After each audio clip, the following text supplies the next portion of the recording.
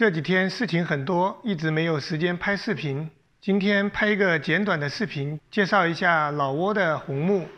我现在所在的位置也是我妹妹在万象的其中一个家。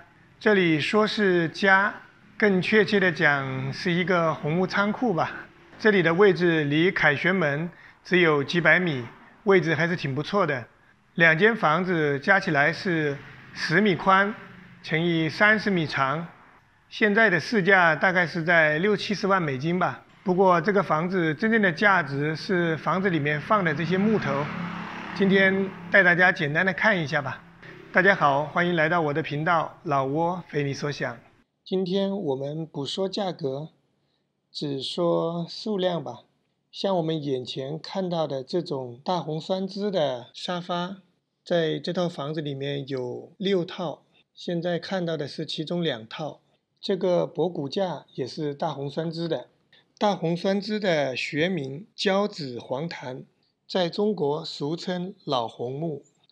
老挝的大红酸枝品质全球排名第一，一河之隔的泰国大红酸枝价格要比老挝大红酸枝低很多。大红酸枝的老挝话是麦卡妞，麦卡妞。我带大家看的这个房子，这些家具不算，专门贴在墙上的这些木头就有150多吨，其中大红酸枝就有30多吨，红酸枝和花梨木加起来也有100多吨。当时是8个越南工人花了3年的时间把它全部贴到墙上去的。现在我们想把这个房子用作公司的办公室，所以要把这些木头全部拆下来，再重新装修一下。由于这些木头确实太重了，我几个工人花了差不多1个月的时间，拆下来还不到1/10。像这些都是以前直接贴在墙上的，现在拆下来堆在这里，也是大红酸枝跟红酸枝全部混在一起。每块板大概是30公分宽，最少是12公分厚，2米多长。最轻的一块大概是60多公斤，重的一块就有100多公斤。整个这栋房子从1楼到4楼，所有的墙面都贴满了这些木头，个别的地方还贴是2层。这里说一下红酸枝，红酸枝和大红酸枝是不一样的。红酸枝在中国叫新红木，在大红酸枝最火爆的时候，红酸枝的价格只有大红酸枝的1/6。国内也有很多红木家具是用红酸枝来冒充大红酸枝的。欢迎内行的朋友把鉴别方法打在屏幕的下方。现在中国这些木头的价格怎么样？不知道有多少人见过这种木头？可能您觉得这种木头在中国真的是一个烂木头啊。这种木头全世界最好的是海南的，我们中国海南的。大家可以猜一下这种木头是叫什么名字，多少钱1公斤，或者说多少钱1克。这个仓库里有8吨，全是这种木头。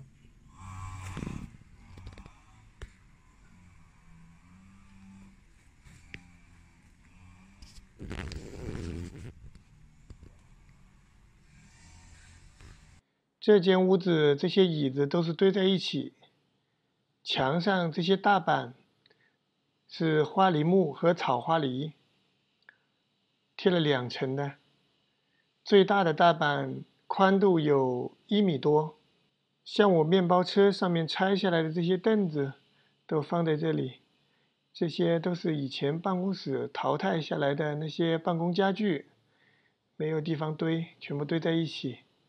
上一届的老挝政府对老挝的木材、矿产这些都控制得特别严，新一届的老挝政府现在在慢慢放开这些。虽然最近老挝疫情还是比较严重，中国人来这边投资矿产和收购红木的人还是越来越多，主要还是老挝国家政策的原因。这些木头都还是比较大的，看对面这个投影木就知道了，这个100寸的木放在这个前面，还是显得很小。这个博骨架也是大红酸枝的，看起来还是比较舒服。有很多都已经拉去城乡园那边的仓库了，这边留了几套，到时候装修好再摆一些饰品。像这个房间里所有的木头都是大红酸枝的，也是准备全部要拆掉的。贴满木头的墙，光线还是太差了。像我在这个房间睡觉，如果不打开窗帘，白天都以为是晚上。最后我们再复习一下上一集我们教的老挝语吧。你叫什么名字？叫师娘。你多大了？เจ้าจะปีแล้ว。你家在哪里？บ้านเจ้าอยู่ไส？你很漂亮。เจ้างามหลาย。和你谈朋友可以吗？ขอเป็นแฟนได้บ่？好了，今天的节目先到这里，欢迎关注、点赞、收藏、分享。老挝非你所想，带你了解一个真实的、不一样的老挝。拜拜，明天见。